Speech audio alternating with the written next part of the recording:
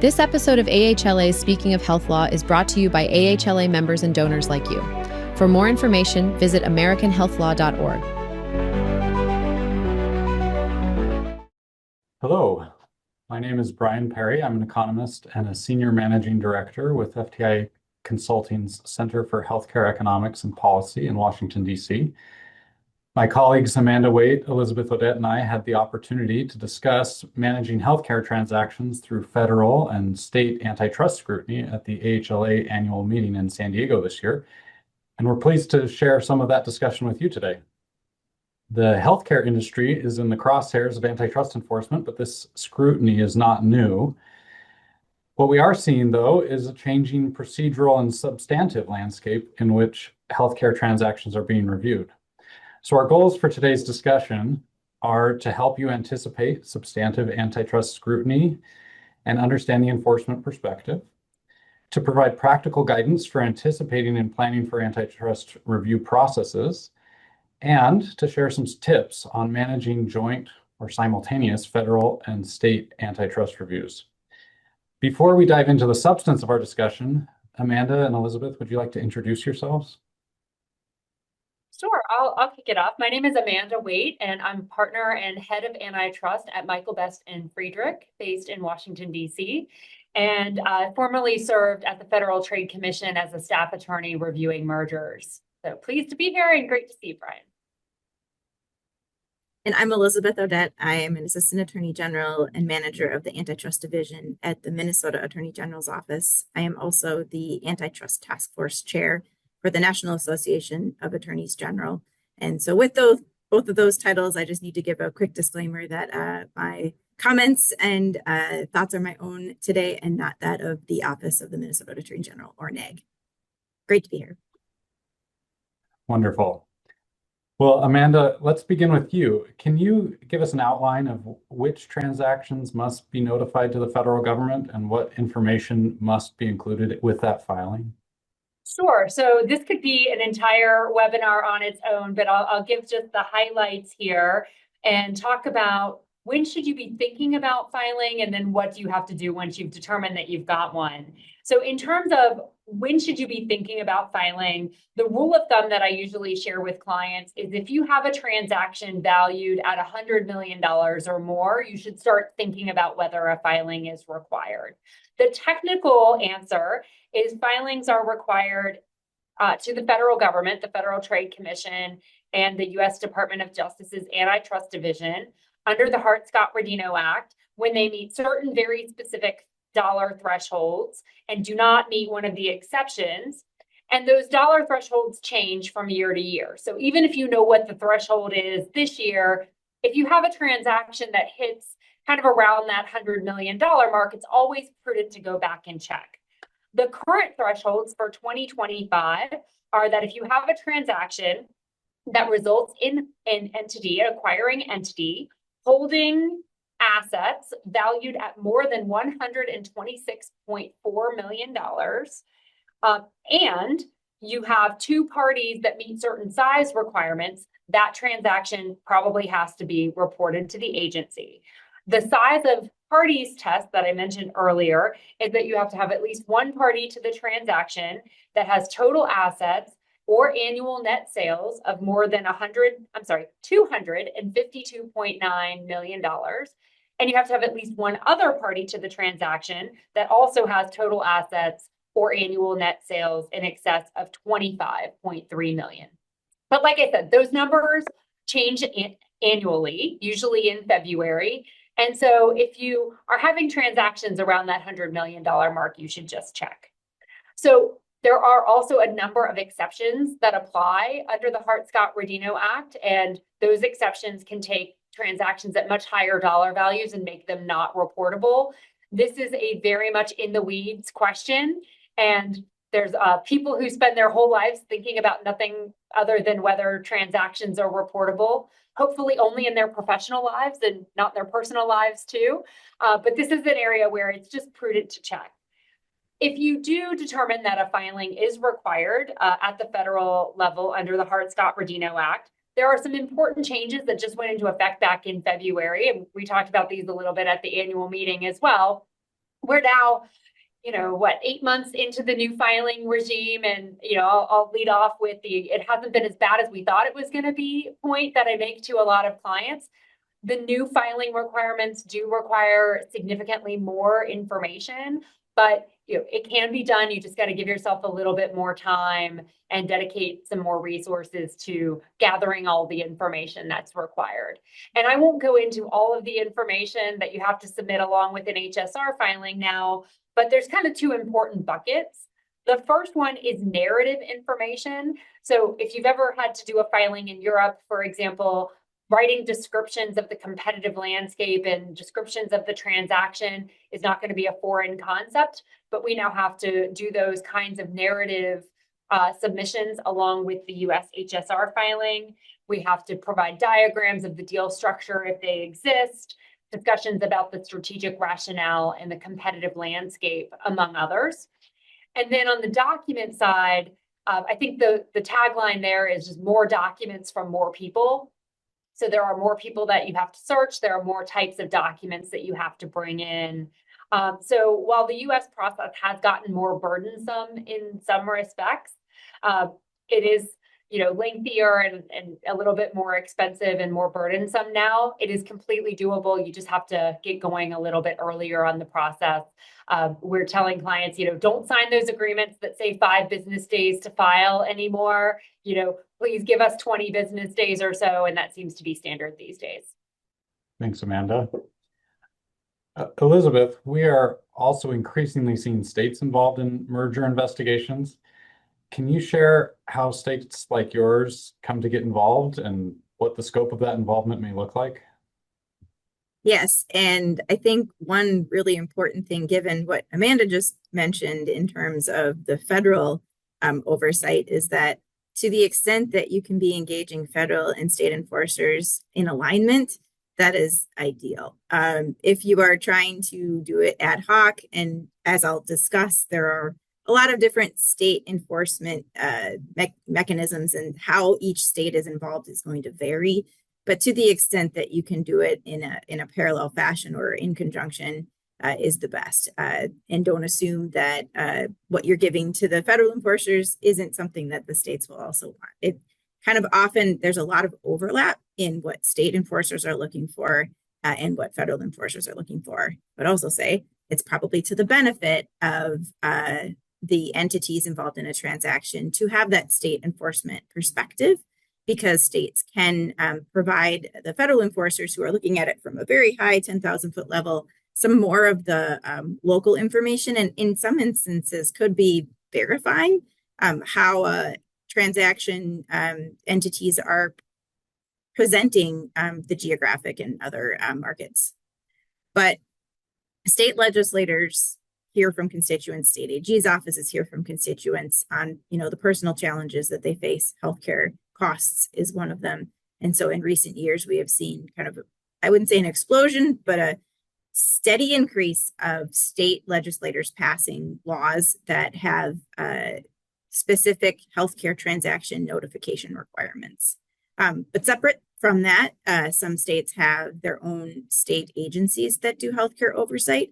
And then as well, state AG's offices, even without the healthcare transaction or other notification laws, want to be looking at certain transactions for antitrust and charities. So it is just really important to kind of consider states when you're looking at a transaction. And it may be that it involves transactions that are under that threshold that Amanda mentioned. So as I mentioned, it's kind of a blend of state laws, but one thing to note is they often involve both antitrust and charities laws, and that is something that can be kind of unique for antitrust enforcers and those who are looking at transactions strictly from a competition perspective, because it can blend more often in the space where there's a nonprofit entity involved, but not always. Some states still require some look at public interest, even if neither of the entities is a nonprofit. So, for example, Colorado and Washington recently passed laws that give them the ability to have pre-merger notification of just most transactions in general that the federal government would receive as well. they both also have specific healthcare transaction notification laws. And those, you probably want to connect with those state AG's offices specifically to learn how those two laws and the requirements for them interact with each other. So as Amanda had talked about too, involving antitrust counsel early to kind of just get a sense of which states should we really be focused on. Know that the federal enforcers may be reaching out to those states as well. Contacting your state attorney general's office with your intended timeline is helpful because that way you'll have a greater chance that the AG's offices will have that staff time and resources dedicated to when your submission is ready, to when you would really like to have their review completed and having them confirm that their review is complete. One thing to note is that there is sometimes a confusion that state AG's offices approve or deny. At least most state AG's office enforcement involves a review that's similar to the federal enforcers so that there's a time period. And if they find that there may be antitrust or charities concerns, they need to sue to try to stop that transaction from occurring, very similar to the federal government. There are some separate agencies in states, I'll give Oregon for an example, where there is a very specific approve or deny, but that's pretty rare. A couple of things to think about when you're preparing to, provide information to a state AG's office or a state entity that's looking at these is that the proximity of the parties, the proximity of the hospital or other facilities, that's going to be something that we look more closely at. Whether the transaction will substantially lessen competition. There's often many concerns about if these healthcare entities combine, will it reduce services in rural areas? That's a big concern. The nonprofit focus would involve whether the charitable assets are going to continue to be used for their charitable purpose. And also, just the quality as well in terms of the overall improvement or deterioration when that often you're looking for efficiencies. And so you may be rightly combining phone rooms or, referral, resources. Will that still maintain the quality for the patients that it's impacting? And then I think it's just one thing to note, I would say, is private equity is a really hot topic these days. State AG's offices know that there's nuance involved. There isn't a one size fits all. But I will say, because there's some skepticism in the public about the use of private equity, you may just get more questions from regulators. And that in part is just simply a matter of the state AG's offices want to make sure we have the right information to be able to understand that the use is appropriate, not that we are, not wanting private equity to be at all involved in healthcare transactions. The federal forms that Amanda mentioned have a checkbox now so that you can basically just give the waiver so that the federal enforcers can share information that you've provided with the state AG's offices. That is a really efficient way to deal with it, because otherwise your lawyers will have to negotiate waivers for each state. That can get complicated and time consuming for something that ultimately should be just a conclusion that you want to reach, is that everybody should have the same information when they're looking at it. It would speed up the process. And then lastly, as Amanda mentioned, sometimes there could be international impact on the transactions. And so even though you're thinking about state AG's offices in a very local setting, there are some instances where the non-U.S. jurisdictions may be in collaboration with them. Well, with that really helpful primer on the antitrust environments for the federal and in the federal and state settings, Amanda, what would be some best practices for preparing for these antitrust reviews? Mm-hmm.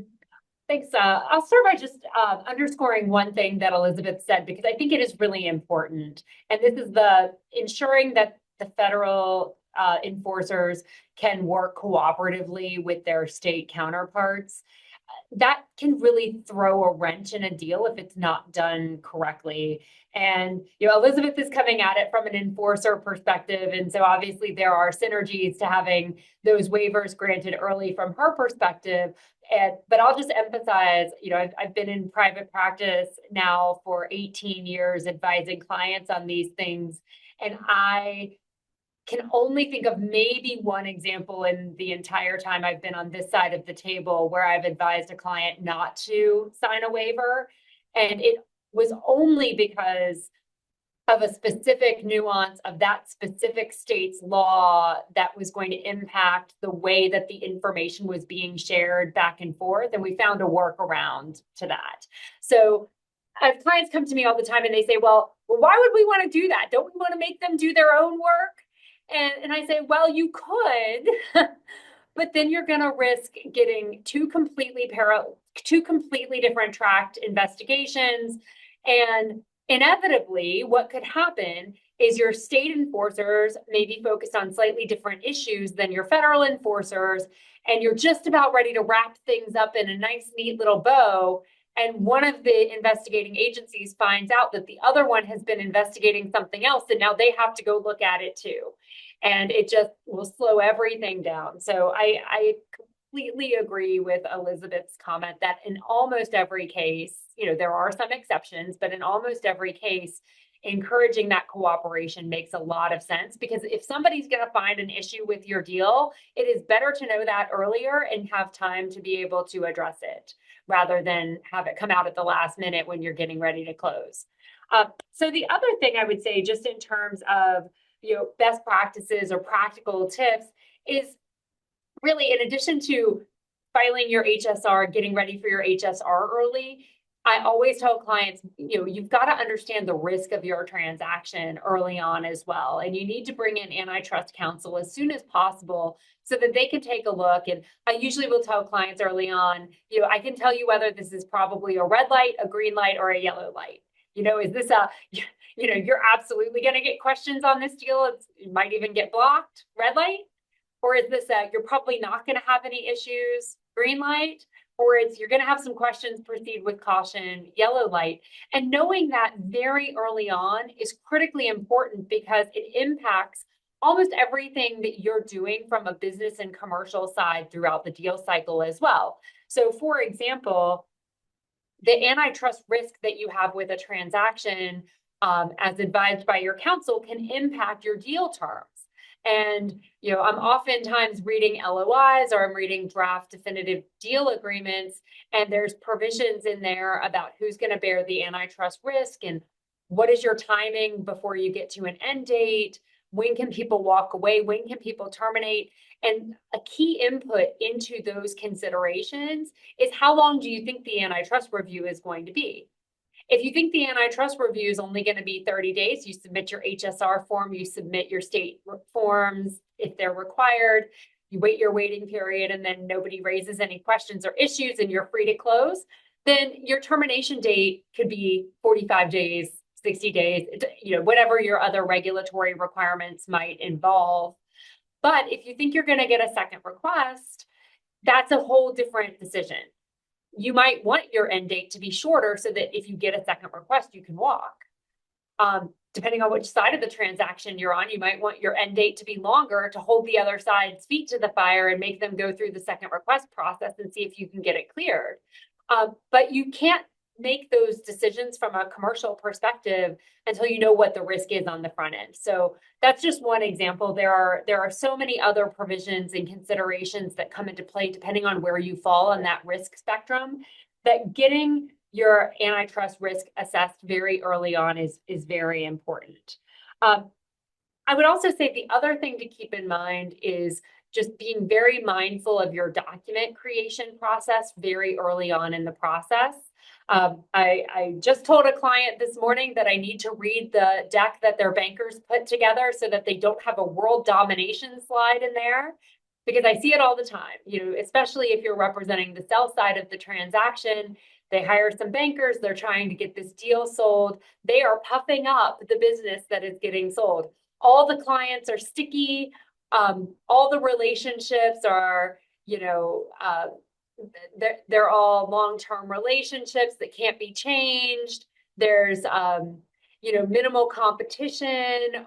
You see these phrases pop up because you have people writing these documents whose job is to make the company seem really profitable, and that, customers and patients and others don't have alternatives.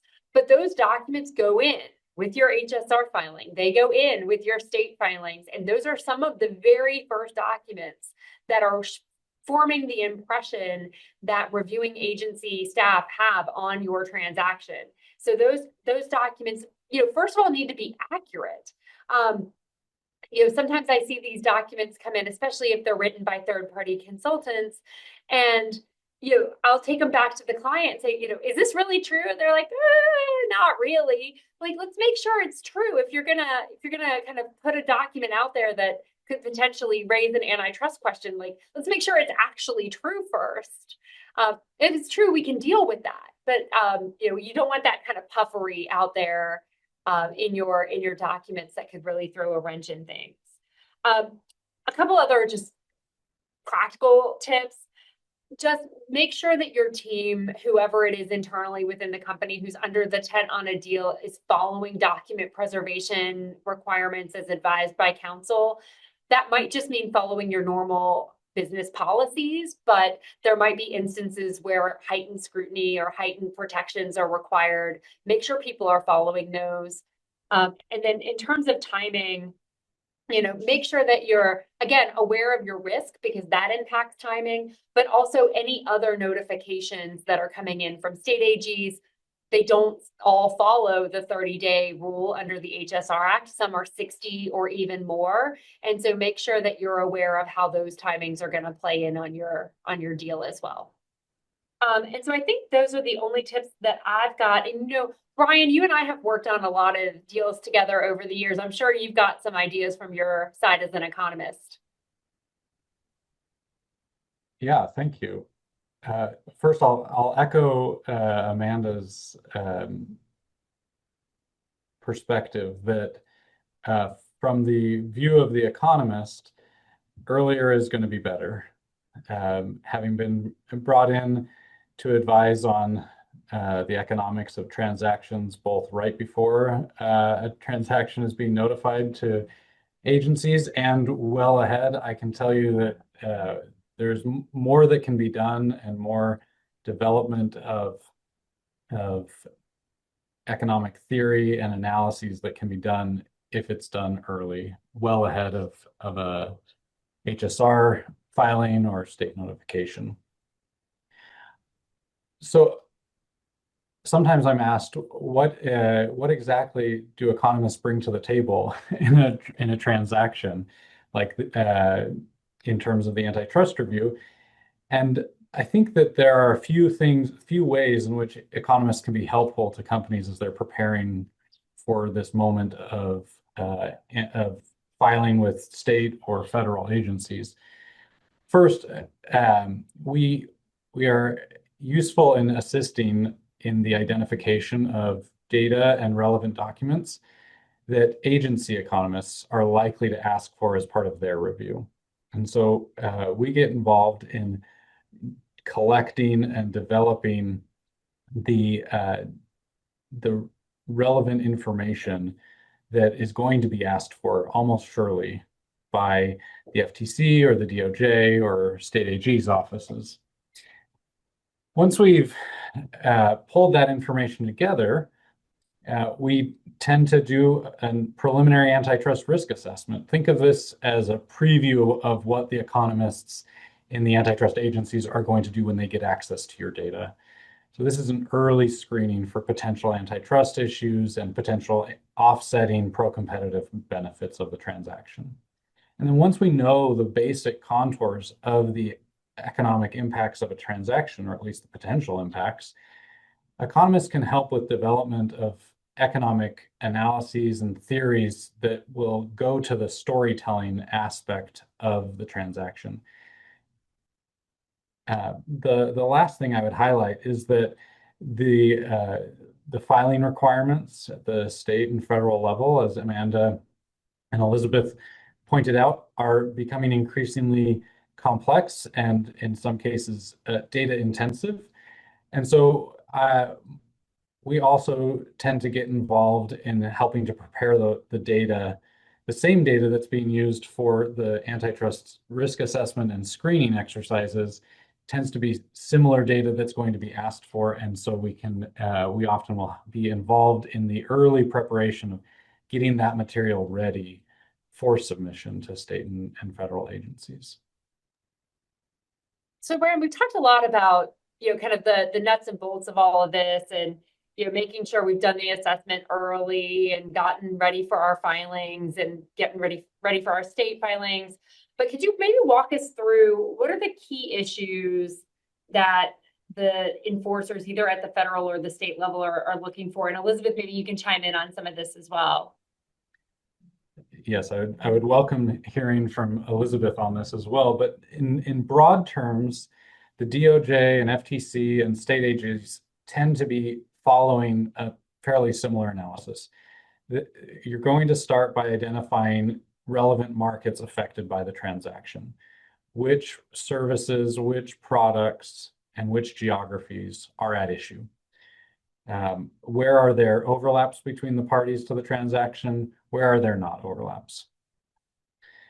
Once those markets have been identified, then the enforcers are going to look for competitive effects, which is a economic term for, are you going to see price increases? Are you going to see changes in output?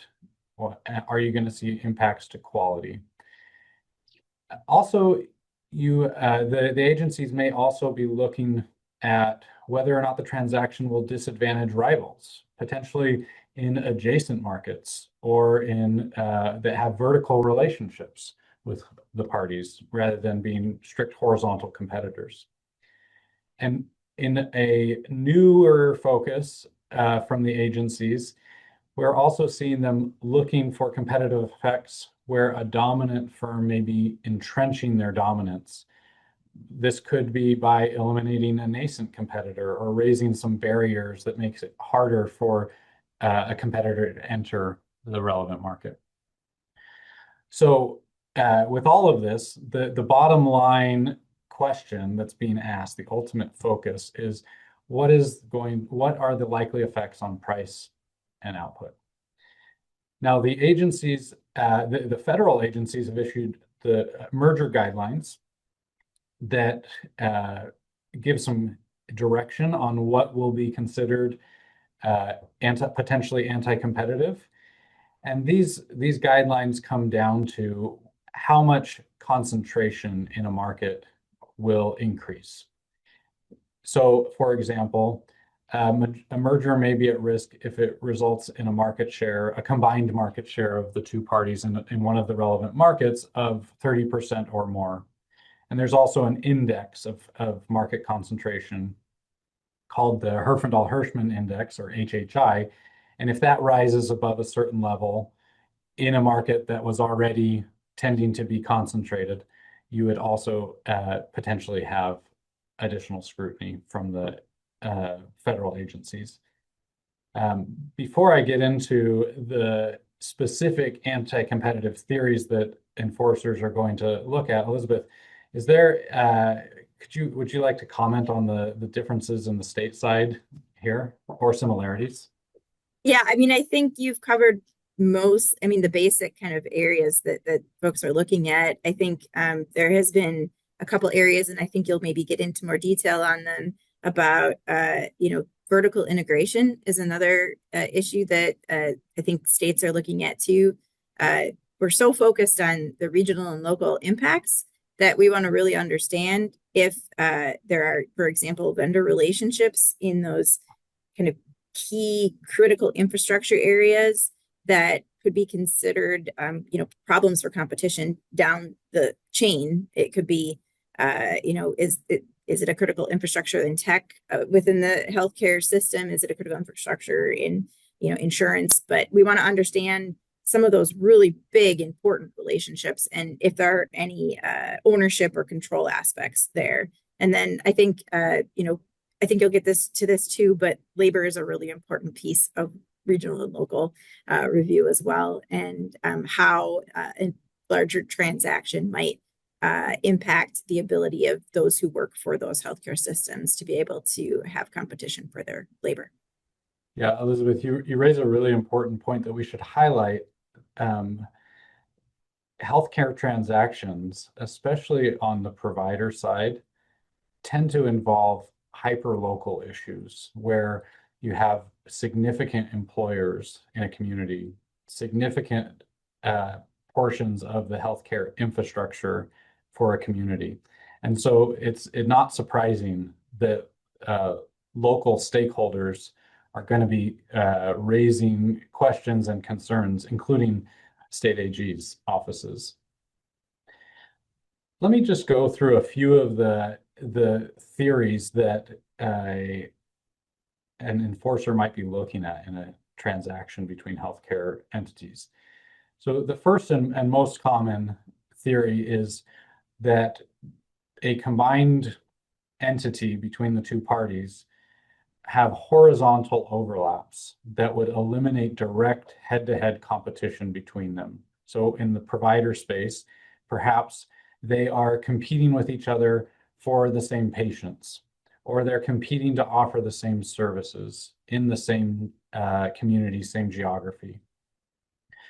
Under this theory, a transaction would eliminate competition between these direct competitors and allow them to exercise more market power in that market, for example, by raising their prices that they're charging to patients. To prepare for that theory, you would like to assess what the potential overlaps between the two parties are. You would do that at the facility level or service line level. If you're looking at providers, you may want to look at different levels of acuity of the patients. You may want to look at freestanding facilities versus physician services versus inpatient care versus hospital-based outpatient care. And identify who are the relevant competitors in these areas for each party to the transaction. Because of the complexity of contracting in healthcare, you'd also want to look at the impact on payers and payer contracts. What facilities are in which payer's network? Do you see narrow networks or tiered networks that would be an important driver of competitive effects? And there is an adjacent theory to the pure horizontal direct head-to-head competition overlap theory that has been raised by economists in the academic setting and increasingly by state and federal regulators, though it is still a fairly new theory about so-called cross-market interactions between providers. So in this setting, imagine that you have two health systems that don't actually compete with each other head-to-head in a particular geography. Hospital A draws its patients from area A, and Hospital B draws its patients from area B, and those areas are not overlapping. However, the theory posits that if those patients are employed by the same employers, and or if they are purchasing insurance, health insurance from the same payers, that could create an overlap, an interaction, a competitive strategic dynamic whereby there could be competitive effects even in strictly non-overlapping areas. So to assess this, you'll also want to look at, in addition to where the patient's coming from for each party, whether or not there's overlap in the employers of their patients or in the insurers in the payer contracts. The economic literature on this, while nascent, does have some useful tests that can be explored to assess whether or not your transaction is more or less likely to fit the criteria where these cross-market effects are more or less likely. Elizabeth mentioned labor markets, and so I want to spend some time talking through the concerns there. It may be that two healthcare entities are significant employers for a certain type of labor, for example, skilled nurses or physicians, that and that a combination of the parties would eliminate the opportunity for those employees to compete, or it would eliminate competition for those employees' labor, perhaps by suppressing their wages or by deteriorating the work conditions for those employees. So here again, you would want to look and screen for whether or not you have overlapping labor markets for the employees of both parties and who the relevant competitors are. And I'll note that the relevant geography for the area from which you draw your patients in may be quite different from the relevant geography from which you are drawing employees in. So those need to be examined separately.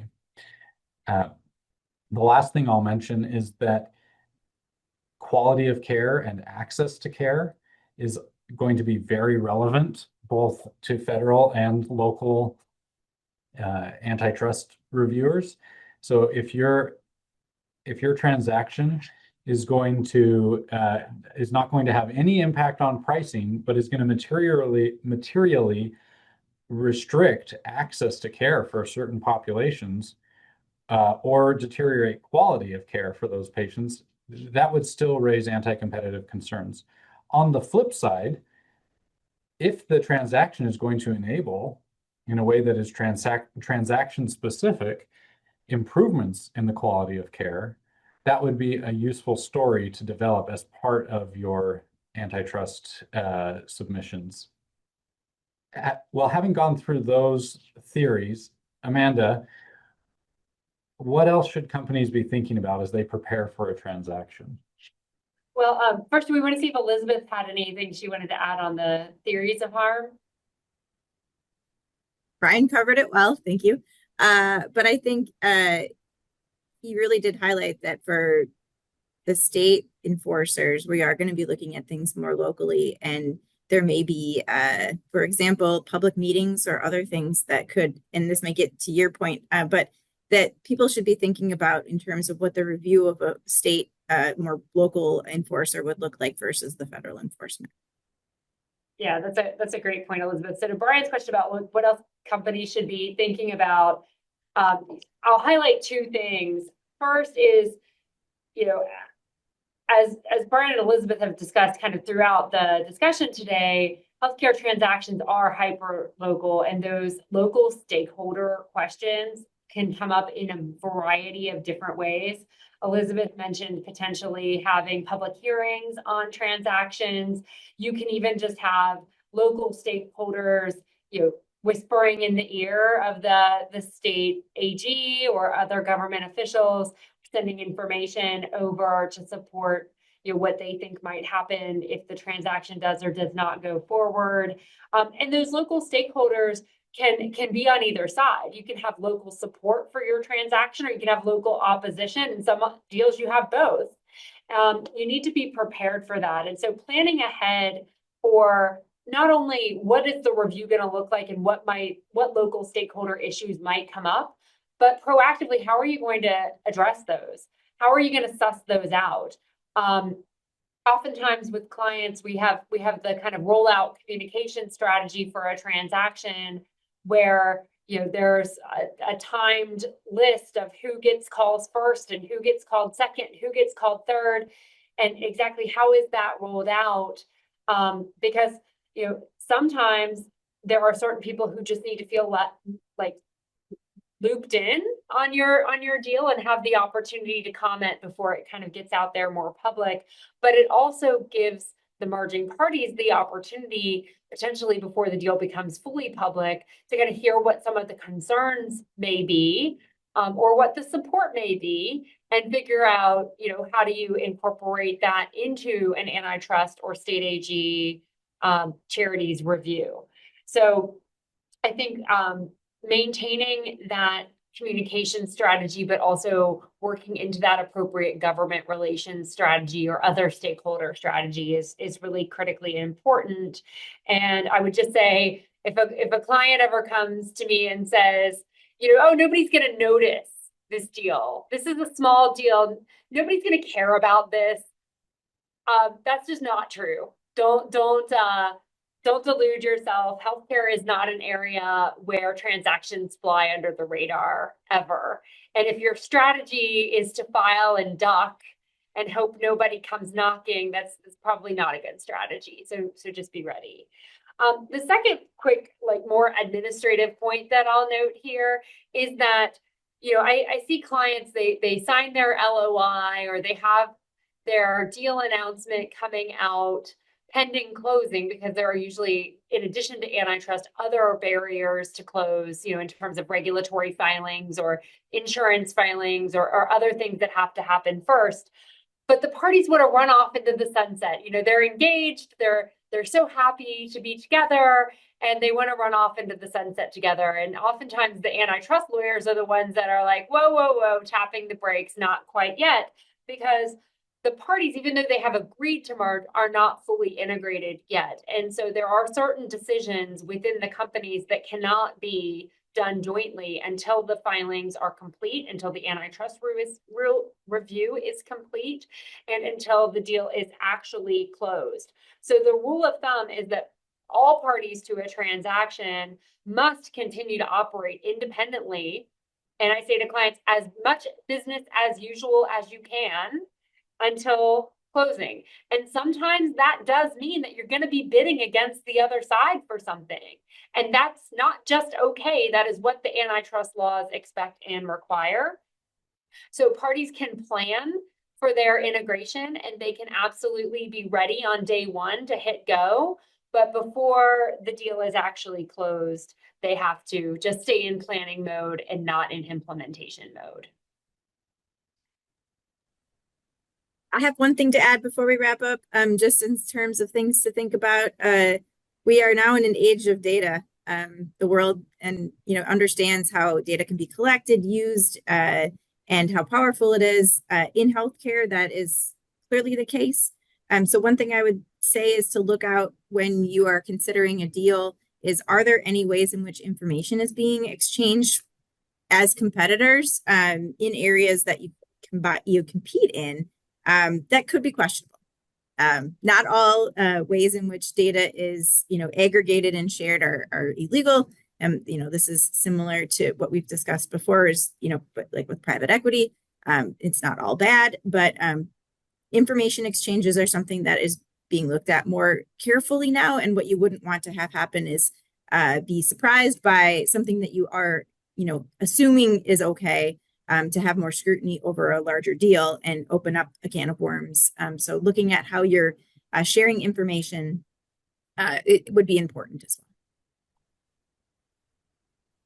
Well, Elizabeth and Amanda, thank you for a fantastic discussion. And thank you for listening today. We really enjoyed our time at the annual meeting this year, and we would love to see you next year at the 2026 AHLA annual meeting in New York. Thanks so much. Thanks. Hope to see you both there. We'll keep talking. Thank you.